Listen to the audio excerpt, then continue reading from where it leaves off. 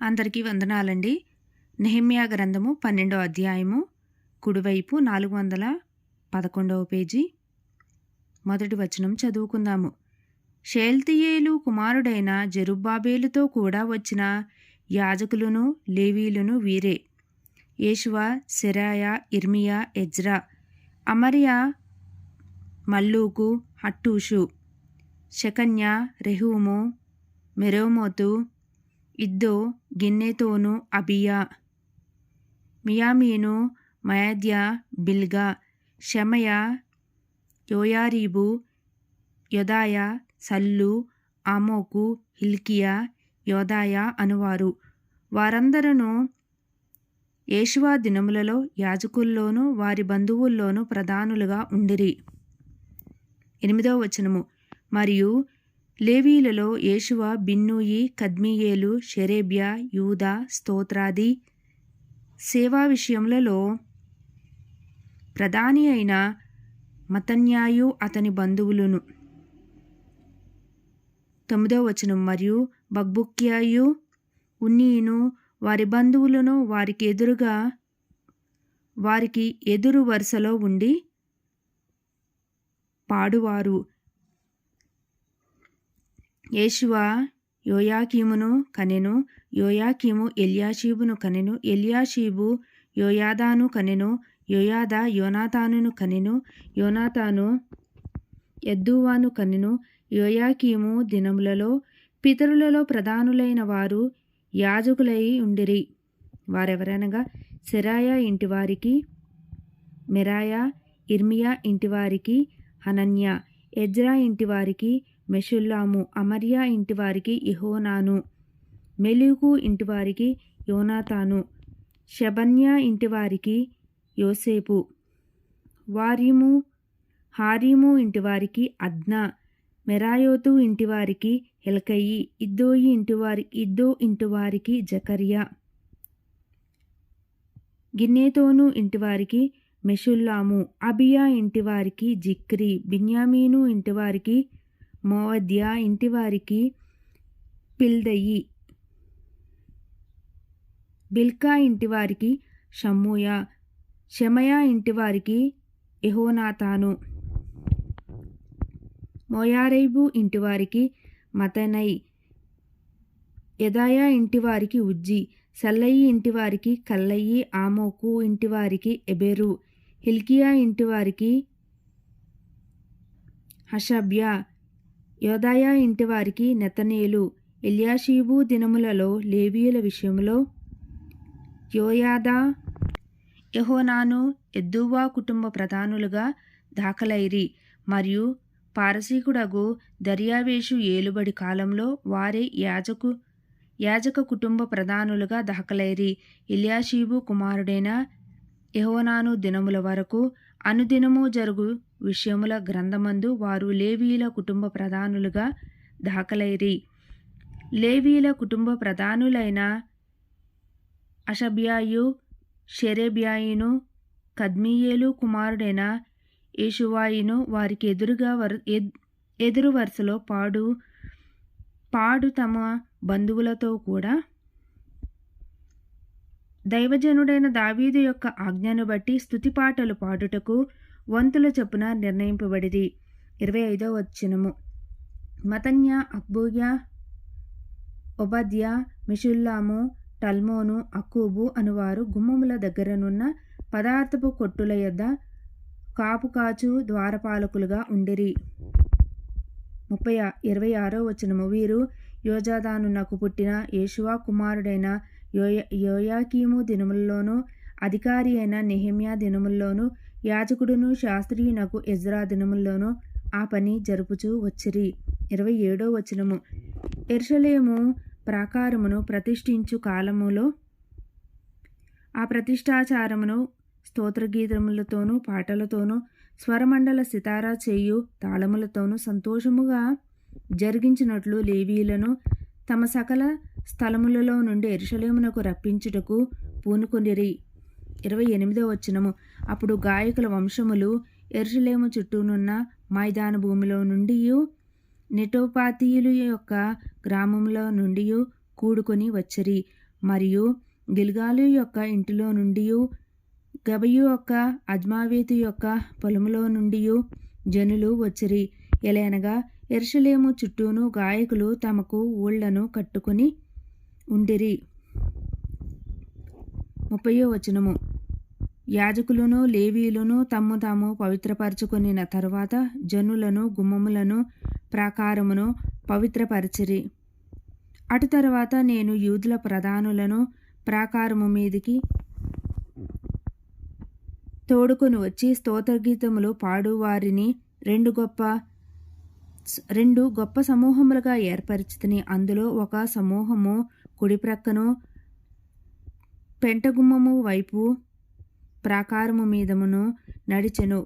వారి వెంబడి హోషాయయును యూదుల ప్రధానులలో సగము మందియును వెళ్ళిరి. 33వ వచనము. మరియు అజర్యాయు, ఎజ్రాయు, మెషుల్లామును, యూదాయ, బెన్యామీనును, షమయాయును, ఇర్మియాయు అనువారు పోయిరి. యాజకుల కుమారులలో కొందరు బాకాలు ఊదుచూ పోయిరి. వారెవరనగా ఆసాపు కుమారుడైన జక్కూరునకు పుట్టిన మికాయా కన్నిన మతన్యాకు పుట్టిన షమయా కుమారుడైన యోనాతానునకు పుట్టిన జకర్యాయు, అతని బంధువులకు షమయా, అజరేలు, మిలెలై, గిలెలై, మాయై, నెతనేలు, యూదా, హనాని అనువారు. వీరు దైవజనుడకు దావీదు యొక్క వాద్యములను వాయించుచూ పోయిరి. వారి ముందర శాస్త్రియగు ఎజ్రాయిను నడిచెను. వారికెదురుగా ఉన్న ఊటగుమ్మము దగ్గర దావీదు పురము యొక్క మెట్ల మీద దావీదు నగరును దాటి ప్రాకారము వెంబడి తూర్పు వైపు నీటి గుమ్మము వరకు పోయిరి. స్తోత్రగీతములు పాడువారి రెండవ సమూహము వారికి ఎదురుగా నడిచెను. వారి వెంబడి నేనును వెళ్ళుతిని. ప్రాకారం మీదనున్న సగము మంది కొలువుల గోపురము అవతల నుండి వెడల్పు ప్రాకారము వరకు వెళ్ళిరి. మరియు వారు ఎఫ్రాయిము గుమ్మము అవతల నుండి, పాదగుమ్మము అవతల నుండి, మత్స్యపు గుమ్మము అవతల నుండి, హనన్యేలు గోపురము నుండి, మయా గోపురము నుండి, గొర్రెల గుమ్మము వరకు వెళ్ళి బందీగృహపు గుమ్మములో నిలిచిరి. ఆ ప్రకారమే దేవుని మందిరంలో స్తోత్రగీతములు పాడువారి రెండు సమూహములను నేనును నాతో కూడా ఉన్న అధికారులలో సగము మంది నిలిచియుంటిమి. యాజకులకు ఎల్యాకీము, మయషేయ, బిన్యామీను, మికయ, ఎల్యోయేనై, జకర్య, హనన్య బాకాలు పట్టుకునిరి. 42వ వచనము.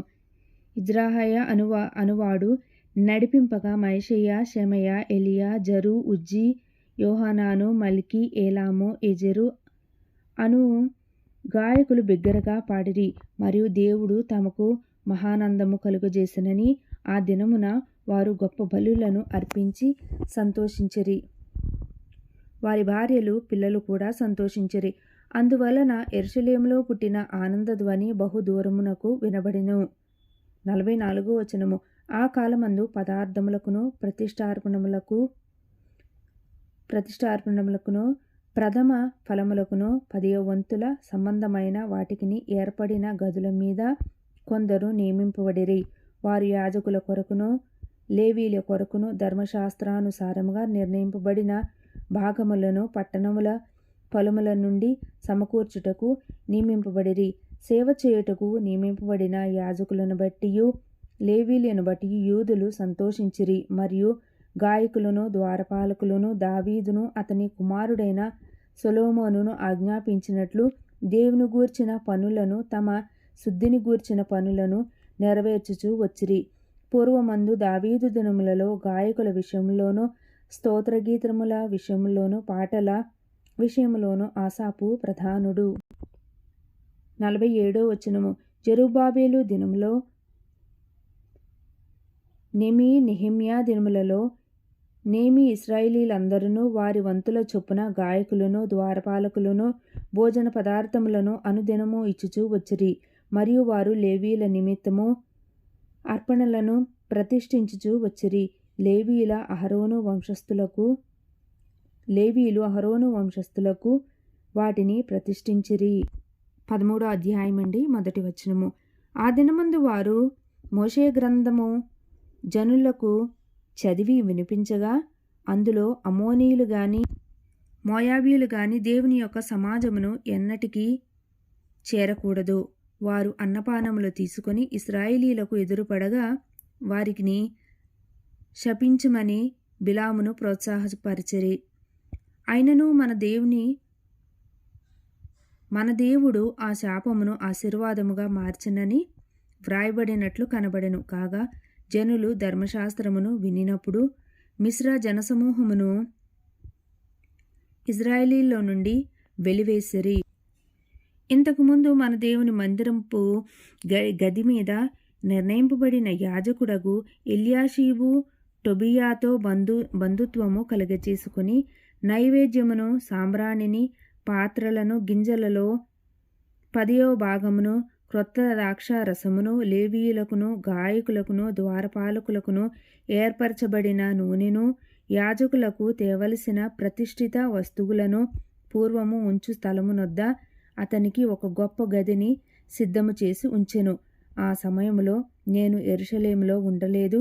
ఎందుకనగా బబులోను దేశపు రాజైన అర్తహషస్త ఏలుబడియందు 32వ సంవత్సరమున నేను రాజును దర్శించి కొన్ని దినములైన తరువాత రాజునొద్ద సెలవు పుచ్చుకొని యెరూషలేమునకు వచ్చి ఎల్యాషీబు దేవుని మందిరంలో టోబియాకు ఒక గది ఏర్పరిచి చేసిన కీడంతయు తెలుసుకొని బహుగా దుఃఖపడి ఆ గదిలో నుండి టోబియా యొక్క సామాగ్రి అంతయు అవతల పారవేసి గదులనియు శుభ్రము చేయుడని ఆజ్ఞాపింపగా వారలాగు చేసిరి. పిమ్మట మందిరపు పాత్రలను, నైవేద్య పదార్థములను, సాంబ్రాణిని నేనక్కడికి మరలా తెప్పించితిని. 10వ వచనము. మరియు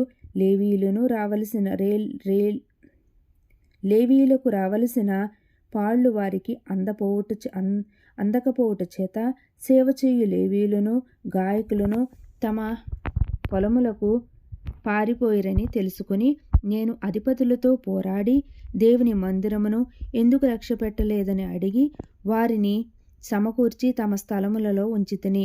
అటు తరువాత యూదులందరూ ధాన్య, ద్రాక్షారస, తైలములలో 10వ భాగమును ఖజానాలోనికి తెచ్చిరి.